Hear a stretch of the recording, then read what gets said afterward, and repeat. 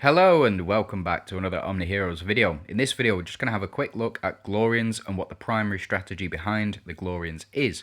So as you can see, I've got my Glorians box. It doesn't look too great at the moment because I've only got 6 Glorians in total, but the ones that I do have are very, very powerful. Of note, Lily and Leah. Lily and Leah, one of the most powerful early game units, and also going into late game as well, so prioritizing their stars is probably a must. And the reason for that is because they provide so much.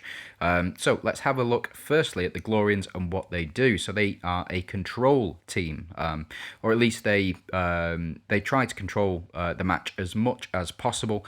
So if you do have 5 Glorians on the team, at the start of battle applies 5 stacks of attack boost on the ally team for 3 rounds. Very important with Lily and Leah, and we'll get into that in just a second. But at the start of battle applies 5 stacks of defense reduction on all enemies, so increasing our own attack and decreasing enemies' attack. At the start of battle, ally team receives 100% control immunity, cannot be controlled, so cannot have debuffs like attack down, defense down, can't be stunned, can't be bound, can't be taunted, anything like that. So they are a control build, or at least an anti-control build, so to speak, as much aggro as possible, and 25% damage boost for 8 rounds. So that's if you do have all 5. Now, with regards to relics, when you've got 3 relics, typically you will have 2 at a level, between 25 and 75, but you may be lucky enough to get Hand of Tyr. If you are, then well done. You will get the 3. So at 3, when Glorian synergy mates attack, it has a 100% chance to take 3 stacks of base buffs such as attack boost, defense boost, etc. from the target. Steals 20% attack from all enemies and applies it on the allied Glorian synergy mate, and the stolen amount cannot exceed more than 40% of their own attack. So you steal as much attack and defense as possible, nerfing the enemies. Your primary damage dealer will be Nawi. Nawi's very strong still.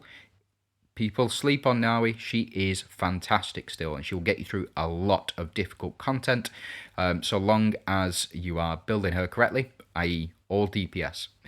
Don't faff around with anything else. Nawi is just all DPS all the time.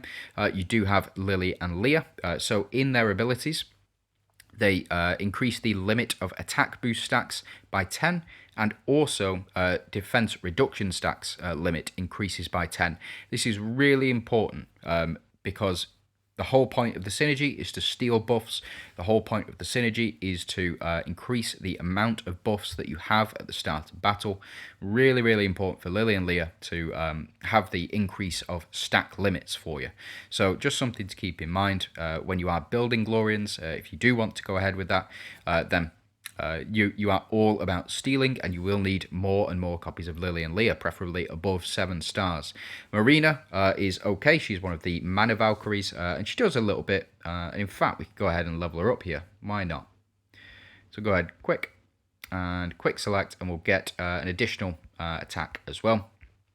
Stats boost, and the stream goes up as well. So when Marina is attacked, there is a 100% chance to apply 5 stacks of reflect reduction on the attacker. So if you are having trouble with dooms, so the dooms reflect rate, then effectively you need to run Marina in this particular spot. Now when Marina is deployed, she increases Nawi's tribal fortitude skill trigger limit to 8. That means that Nawi, when she does her attack, and then she follows up with 4 basic attacks with her passive here. After Nawi deals damage to the enemy, she has 50% chance to follow up with 2 consecutive basic attacks on all enemies. This effect can only be triggered 1 time per action and a maximum of 4 times throughout the entire battle. When you get to 11 stars, that goes up to 4. So it becomes much, much stronger at 11 stars. But as is, at the moment, it does enough. So that gets increased to 8 times. Now, Seraphina, effectively, if you don't have Seraphina, you would just run Clotho in this particular spot. But Seraphina does basically the same thing.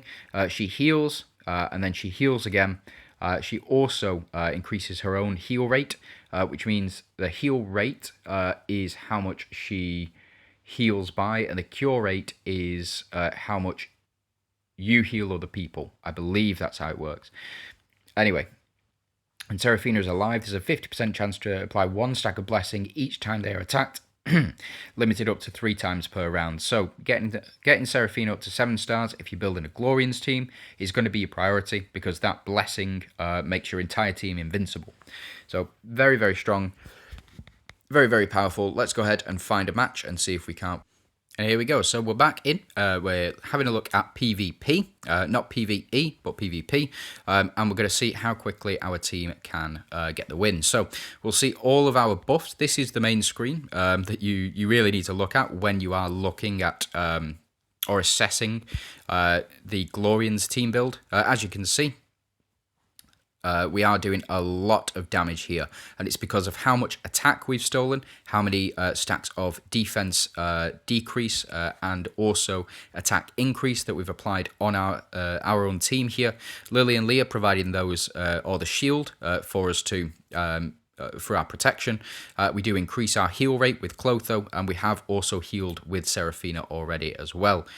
Just something to keep in mind when you are building Glorians. Realistically, you want as many procs as possible, so getting the Verdient synergy. So I didn't mention this before, but Marina, Lily and Leah, and Nawi all share the Verdient synergy, which means that when they do a basic attack, like with Nawi for example, when she just does her basic attacks, or when her passive procs, it just means that the rest of the team, so Marina and Lily and Leah, can also follow up with basic attacks, which can be very powerful in the Verdient synergy. So we have got all 3 of our relics here. We've got Hand of Tyr, we've got the Lantern, and we've got the I think it's the Leer as well. I think that's what they call it. Orpheus's Leer. But we have all 3 of those, so we are stealing much more attack from the enemy and many more base buffs, which is where Lily and Leah's passive come in, increasing that stack limit, allowing us to steal more attacks from the enemy, more base buffs from the enemies as well. So just something to keep in mind. Marina also does stun, which can be very, very handy when she does attack. We have procced twice with Nawi now. We need to proc a 3rd time in order to, I think to win. But we'll just have to see. So now we can proc 4 times in total. She didn't proc that time, unfortunately, but the more Verdient synergies that you have, or the more Verdient teammates that you do have, the more likely it is for Nawi to proc, because when she follows up with a basic attack, when the Verdient synergy is triggered, it can proc Nawi's passive ability. So in round 1, even though you're doing basic attacks, she might be able to proc her attack here. As you can see, Nawi, major damage dealer. We've got Marina following up there as well. And that's it for the Glorians. They're pretty basic. They just steal enemies' attack and buff themselves up to do as much damage as possible. So thanks very much for watching. I do hope you have a fantastic day, and let me know how it goes for you.